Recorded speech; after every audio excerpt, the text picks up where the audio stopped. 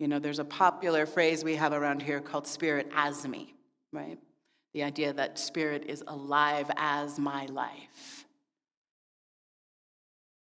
But it requires an experience of that for that to be true, right?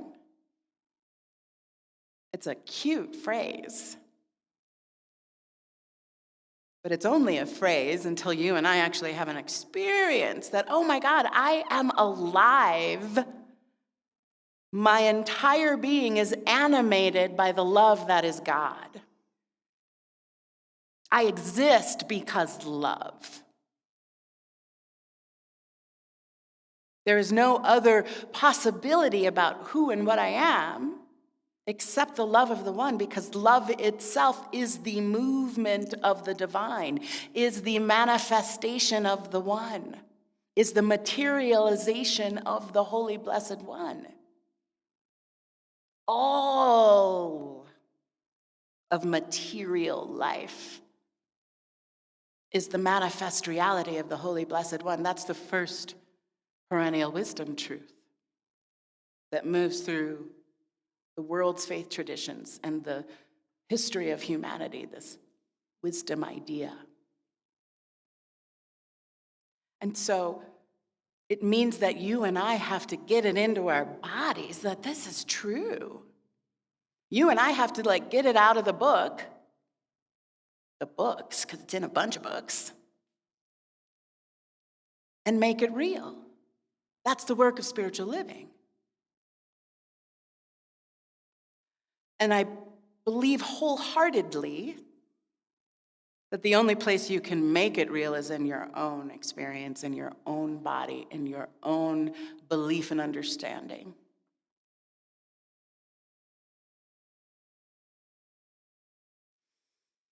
I want to share again from my teacher, Rev. Angel Kyoto Williams. If we don't do justice to our own complexity, how can we make room for anyone else's? I'm going to say that several times, so for those of you taking notes, I'll come back to it. But this is one of the whys, this idea that you and I practice separation, right? In our relationships and how we understand politics, how we understand society in general. And it's their complexities that we can't accept, right? I can't accept the complexities of how that person can say this thing and behave this way. How this person can say they believe in God and then vote for that, right? And it feels unacceptable. And the behavior may entirely well be unacceptable. But the complexity of that human is just so. You are also as complex. And if you and I can't do justice, as Rev. Angel says, and my favorite definition of justice is what love looks like in public. So if you and I can't do justice to our own complexities, how do we intend to do justice to anybody else's? And I believe it is through the realization of love, the ever-moving for greater good, infinite givingness of the divine, that is you, that is going to get you in right relationship with your own complexity. That is why, right? It's lovely. I hope you had a lovely experience sitting with yourself and knowing yourself as love, yes? Right?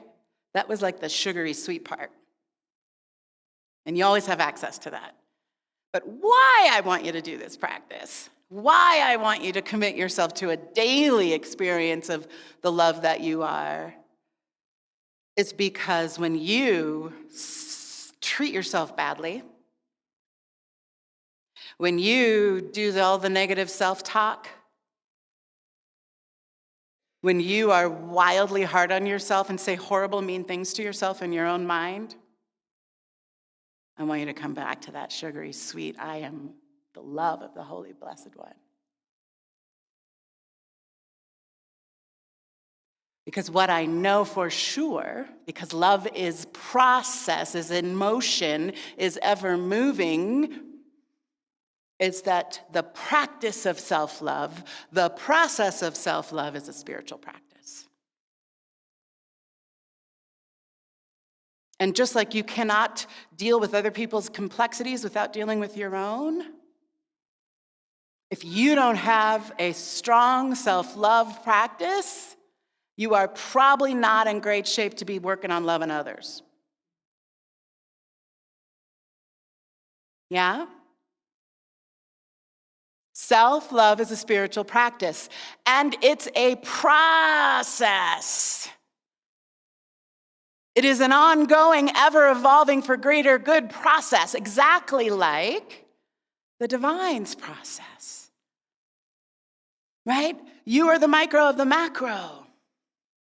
So if the divine is ever infinitely giving itself as love itself, materializing in every moment, in every micro moment, as life, and never stops, even when we behave badly, even when you and I can't figure out how to do well on this planet and share resources, the one continues to come alive, moment by moment.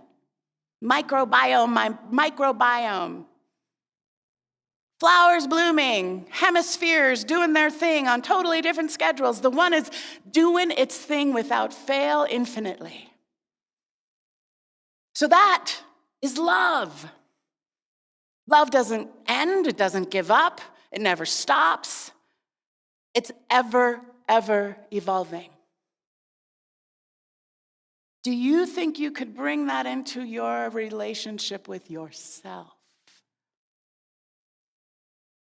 Infinitely giving yourself to yourself, giving yourself permission to keep on growing, to keep on evolving, to keep on blossoming and budding and falling apart and coming back again, just like the divine, who literally brought you into being to do just that very thing. You and I are the exact same thing as nature. We get high and mighty because we have these brains, right? And we have particularly large brains for our body size, which makes us awesome in the whole scale of mammals and things, right? But we let these things get us in trouble. We let these incredible tools that we have sitting on our body, sitting as a member of this whole ecosystem that is Amani, that is you. You and I get so caught up in what's happening in the fatty flesh of our brains, which is all it is, with some really cool electrical stuff going on. As if this is it. As if this is the boss of all the things and knows what to do at all times and is going to solve all the problems. And it is fat.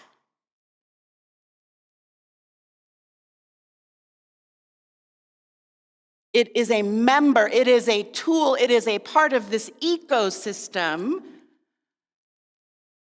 that is the manifest life of the Holy Blessed One. You are so much more than what you think. I think, therefore I am. Nope, got it wrong. I'm alive, therefore I am. I breathe, therefore I am. I feel deeply, therefore I am. I love, therefore I am. And I am complex as shiznit, therefore I am. And it is all these complexities, it is all of these impulses, it is all of this contorting and misshaping that you and I have done as a result of things we've inherited that are untrue from our families, from society, from structures and systems that are falsely telling us who we are, we are complex, and we behave in really complex ways. We have really complicated misunderstandings about what is true about ourselves, let alone life and the cosmos and each other. But when you can sit and consciously become aware of the love that is beating your heart and pushing blood through your veins, of the love that is actually bigger than the actual cavity of your chest. Did any of you sense that when you were sitting? Did you feel like you were bigger than your body actually was? Yeah? That is how you begin to touch that you are far greater than you think you are. But you've got to sense into it. You have to feel your way into it. It's actually sensing into it and experiencing this thing that is alive, that is me, that is love, that is the life of the one, that begins to change your understanding about what is true about you. It's not the other way around. How many of you have done affirmations to convince yourself of something true? And now you have to live it through your word. The thing that we get trapped up in metaphysics is we think it's the word that is going to bring it into manifest reality. It is not the word. It is the conviction in the word. It is the feeling behind the word. Where does that happen? And if you're not feeling it yet, the practice is to grow the feeling. And if the word is not giving you the feeling, then you got to try something else. The juice, as I like to call it, the juice in our prayers, the juice in our affirmations, the juice in our spiritual mind treatments is entirely dependent on the feeling. The embodied conviction that this is true. I am the exuberant life of the Holy Blessed One. And whatever you need to do, whatever 47 practices you need to do to get that conviction is what is the spiritual practice. Which is why so often your affirmations don't work. Which is why some of you may be having the experience where my prayers are going unanswered. Because we still think that somehow the divine is separate. It is out there, and if I can just say it right, if I can use the right words, if I can put my affirmations on sticky notes in the right places, if I can vision board right, then magic fairy dust giving God is going to make it happen. That is not actually what metaphysics is. It is about being resonant, having a frequency and vibration in your own being that matches a material reality. It's like magnets. They used to think early in metaphysic practice in this country, in the early 1900s, there was a thing called mesmerism, and there was a dude, Mesmer. And he was healing people from illness, from physical ailments, using magnets. Except the magnets had nothing to do with the healing that was happening. He forgot his magnets one day, and the healing still happened. It was conviction. Love is the juice Love is the conviction. Love is the process of aligning yourself with truth. And it is an ever-evolving, ongoing, moving process. So if you are not feeling it, if you cannot find your way to the experience that you would like to be having, it's about getting into a process that lets you do that. And that's love. And that very process, that very idea that you need, that very next step, that very who should I talk to, or what should I do, or what's the action I need to take, or what's the spiritual practice I need to do, that is part of the process. That is part of that impulse. That is love. That is ever moving for good. Sometimes this is the other piece of this infinite love story that is hard to buy.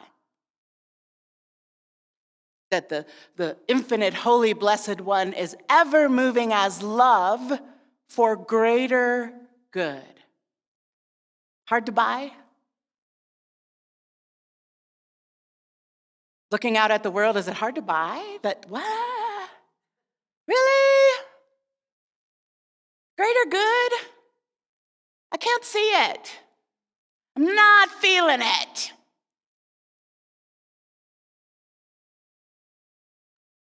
But this greater good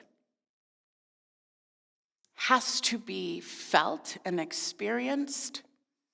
And I offer that you have the evidence in your own life. I offer that your complexities, as a result of your growing awareness, your growing practice, your growing intimacy with your own nature, can prove to you that you've been evolving towards greater good, towards greater Mickey, towards greater Tanley, greater Ben, greater Jan. Just take a moment right now, and for those of you watching this later online, take a moment right now and take a quick evaluation of the history of you. Who you are today in this moment, and who you've been before. Would you say you're a greater you? Heck yeah, I know you.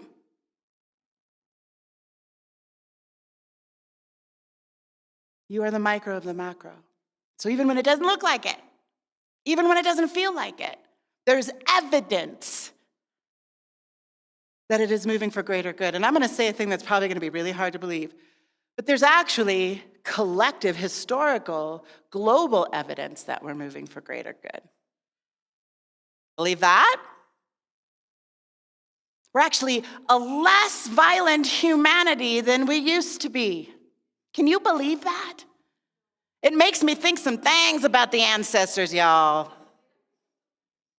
But for sport, we used to kill each other in stadiums. For sport.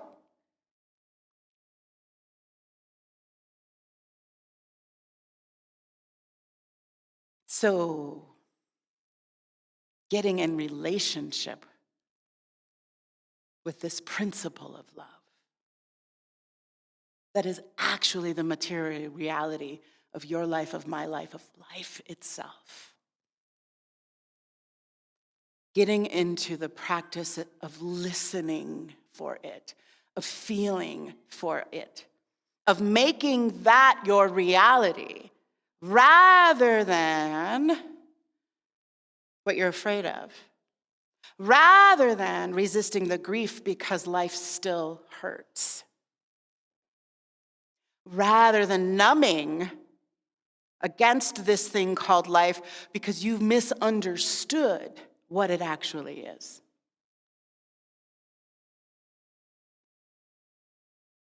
Again, I want you to take the evidence of your life, of your aliveness, of your beloved's aliveness, and just do the math. How much of your time has been spent experiencing good versus not? which means you have the capacity to look for and get in relationship with the good that is your life, not some far-off fairy tale good. The good that is your life right now. That bit of exuberance, that bit of face of Godness, that bit of, what was the other one over here? I'm whole, perfect, and completeness. There are bits of it right now, present in your life. Get in relationship with it. Remember that sugary, sweet moment you had sitting for a few minutes earlier, contemplating the love that you are, listening, feeling, sensing the love that you are. I want to share something to consider for your homework this week. It was a poem written by Reverend Mary Diane Hausman. It's called When God Came Courting. When God came courting, I said, I'm not going out with somebody that much bigger than me. Then a chickadee dropped upon my palm to feed seed I had offered. Her dark button eyes so sweetly trusting. That eye pierced my own, and I knew I wanted to look at God like that. So I said, okay, but just one date. Next day, God picked me up and took me to a winter meadow where stands of mullein burst forth their offering, and undulating goldfinches beat their wings in joy at the feast. God walked me to a stream, half frozen, but in places so clear and deep, I spied a trout, casting her rainbow light all the way to the surface. My first date with God went like that.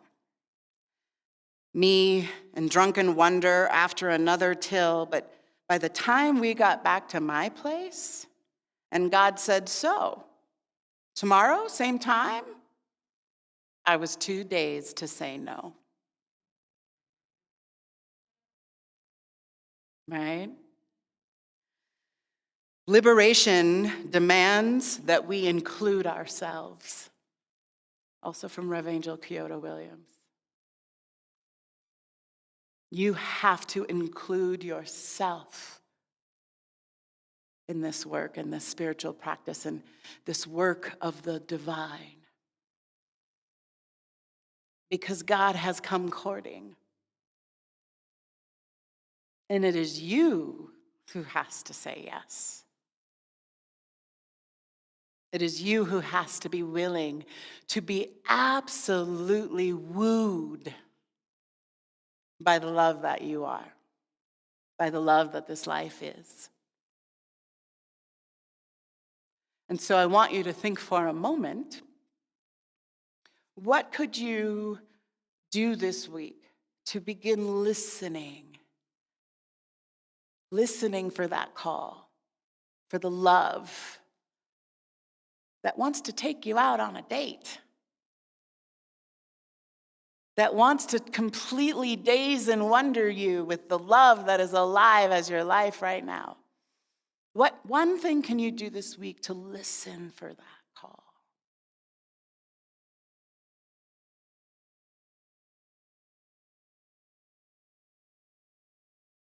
I would offer you need to sit with yourself and give yourself your full, undivided attention. Because the call's coming from within.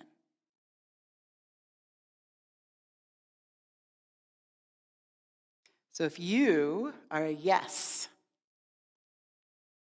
for being wooed and dazed and wondered by the love that you are, let's anchor this in prayer. Holy Blessed One, thank you for all of it. This thing called life that has continued to give itself as itself over and over and over, every sunrise, every moonrise, every season turning, every moment of inhale and exhale for every bit of life on this planet, for every bud and every blossom, for every fungal network underground, all of it, I say thank you. Thank you. And I accept.